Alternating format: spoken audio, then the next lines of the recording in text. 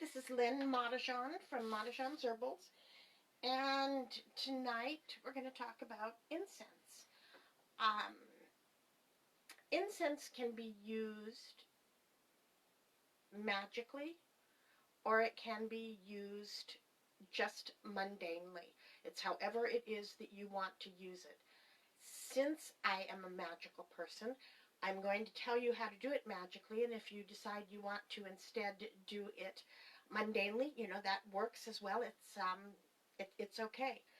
Now, as I said in the invitation, we're getting into um, fall and winter, and so not today because of the weather, but there will come a day pretty soon here where it's going to be cold enough that we're going to stop having our doors and windows opened. When that happens, and you're not getting the fresh breezes into your house, the house can start to smell musty and not very good. And that's a good time to burn incense.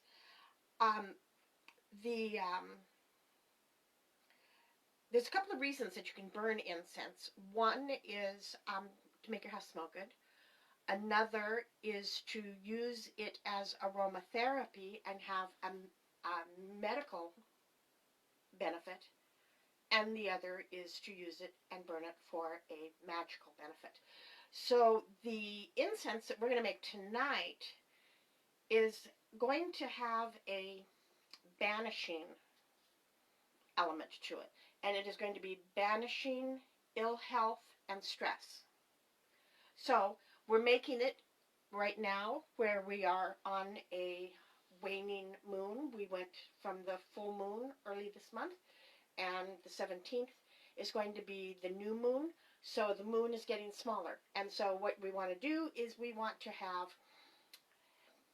make an incense that's banishing or to make something grow smaller during this time of the moon cycle.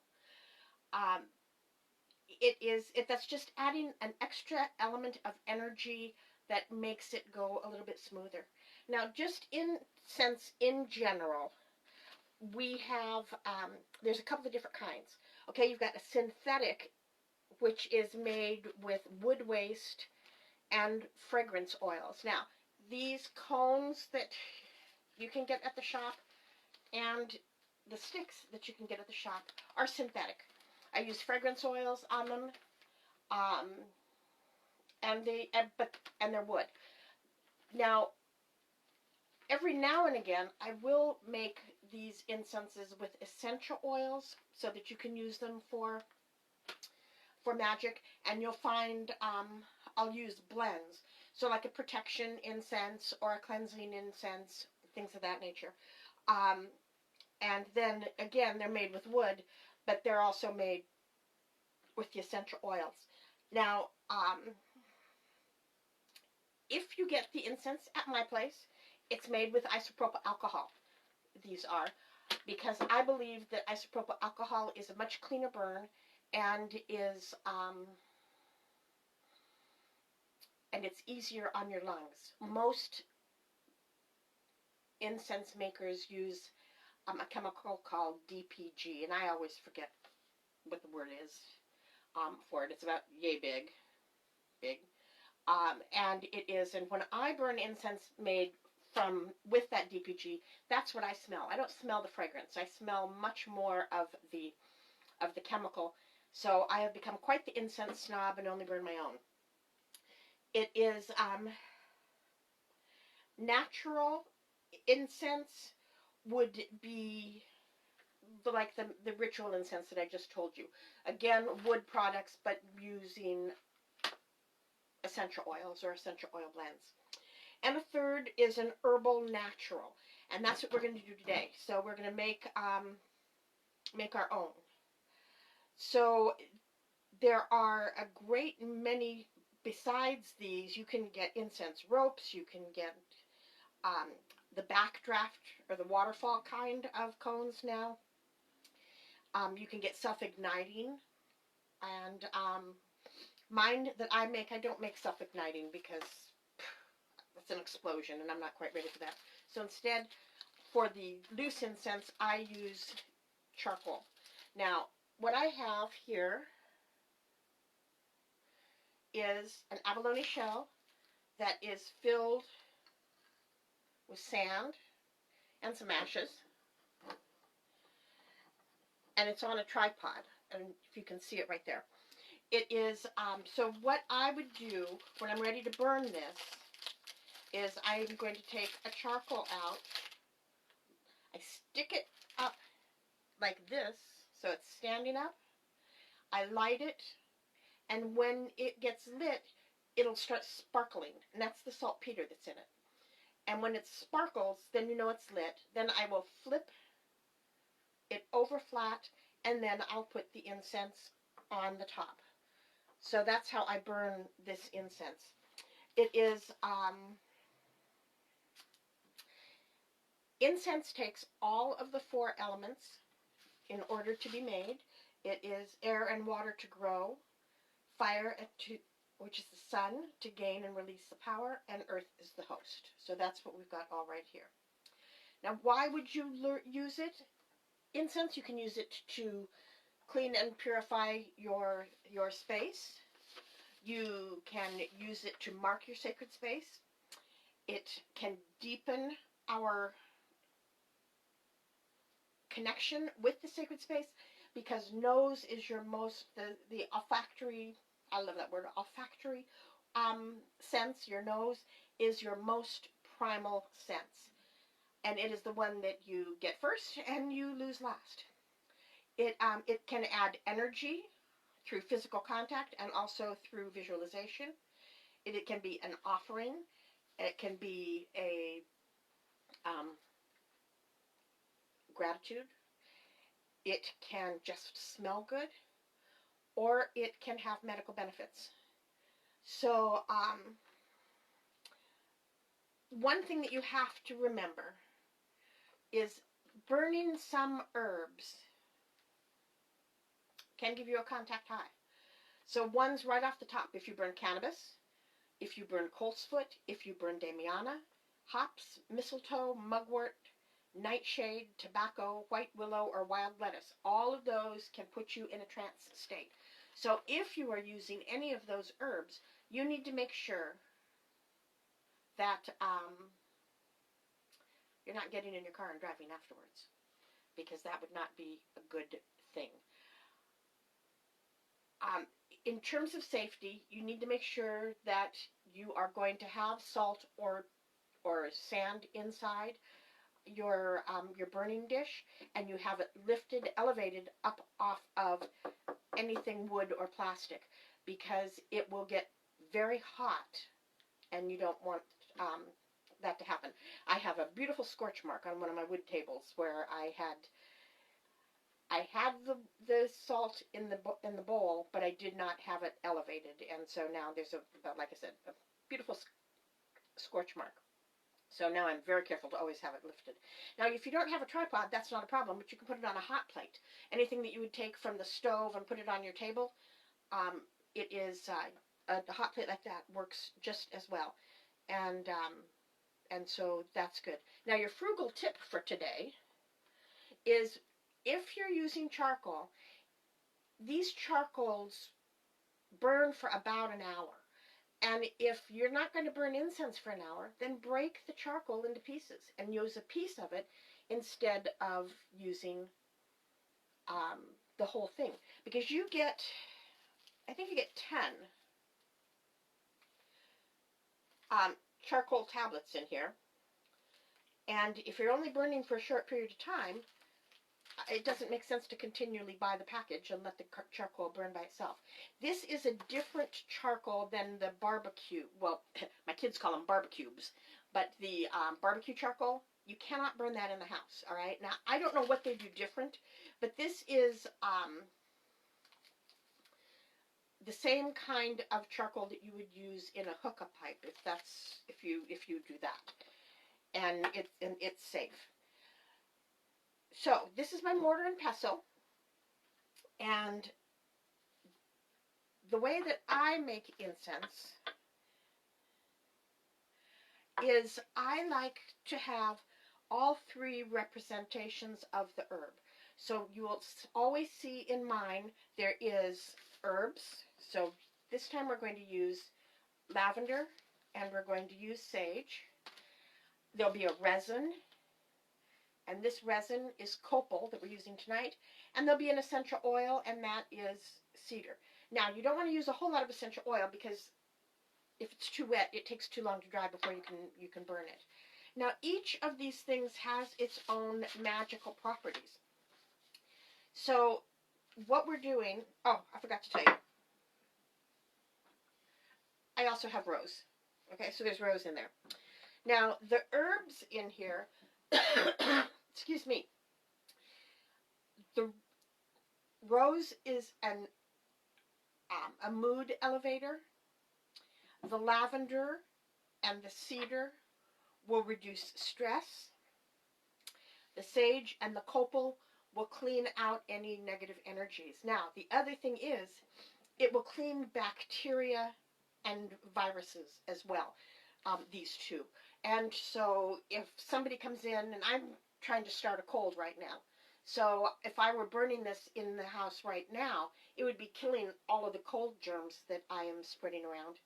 So anybody coming into the house wouldn't catch that cold. Now, there's a lot of different resins. The most common are copal, frankincense, myrrh, dragon's blood, and pine. And each one of these has a particular magical property that I am putting in here. So the copal is for protection. It's for cleansing and purification. So that's going to get the any bacteria or virus out. Frankincense gives you spiritual cleansing, exorcism, consecration, and attracting luck.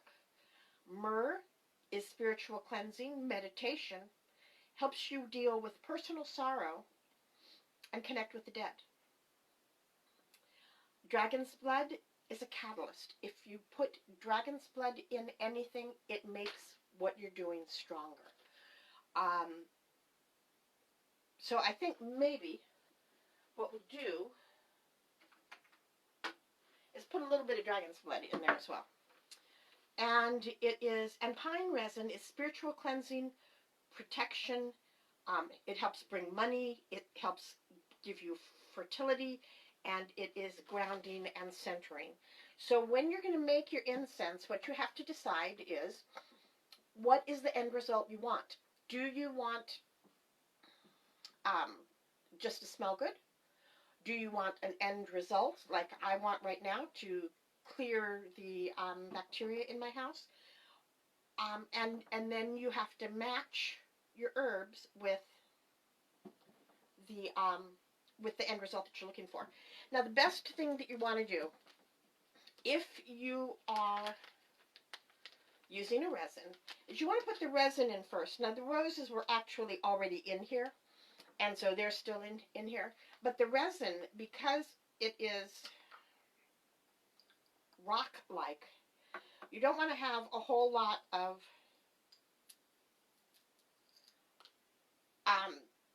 cushion in there, because it'll be harder to crush the resin. So I've got now the copal, and I've got the dragon's blood in here. And then what I typically do is I'll put my hand right over the top, because if I don't, things have a tendency to, pop out. Now, moving back to magic for just 1 second. If you are doing growing magic, you want to work in a clockwise motion, okay? That means turning to the right. If you're doing banishing magic, you want to turn to the left, going counterclockwise. So we are doing banishing, so we're going to go counterclockwise. Now, the thing is, I just pound it to start, because that breaks it up a little bit easier. And then what I'm going to do is go ahead and put it in. So next I'm going to put in the rest of the herbs because my resins are all powdered.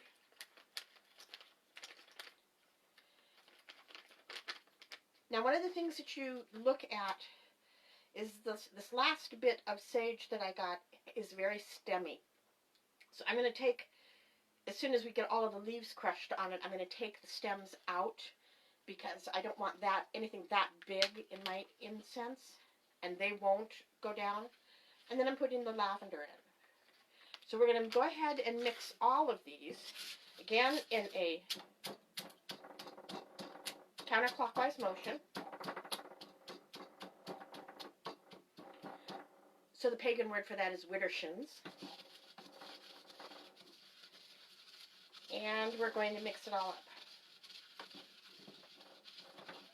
Now, I've got 2 big stems. And the rest of this looks good. So, this is what we've got right now. So, there's that. Can you see that?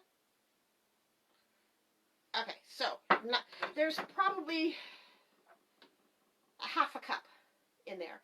Now, I'm using cedar because cedar is calming and it helps diffuse stress, and it also is clearing like the sage.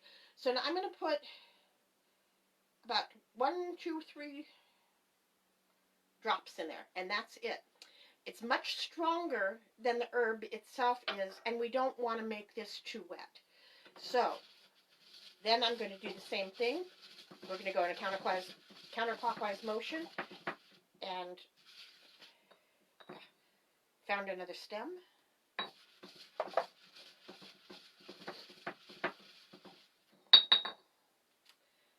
Now, you can't smell this. We need to get like a scratch and sniff telephone. But that is very nice. Lavender, sage, and cedar. The rose is not real prominent in this. Now, what I'm going to have to do is I'm going to have to leave this out for a couple of days to let it dry, and then I'll package it. And I'll probably put it in one of these little plastic bags. Label it so I remember what it is. And then I'll put it back here in my magic cabinet so that when I'm ready to use it, I will have it. That's how you make incense. It's really very easy. It's a lot of fun, and you get to do a lot of experimenting in what kind of smells you like. It is, I do want to apologize because I forgot that Labor Day was Monday, and so I was not here on Monday with a dinner. I was with my family, and all of a sudden I looked up and said, oh, I forgot today's Monday. So we'll be back Monday with a new fun dinner, and if you have any ideas about what it is that you would like to do a class on, let me know, and we'll get that scheduled. So thank you very much for joining me, and we'll see you next week. Bye-bye.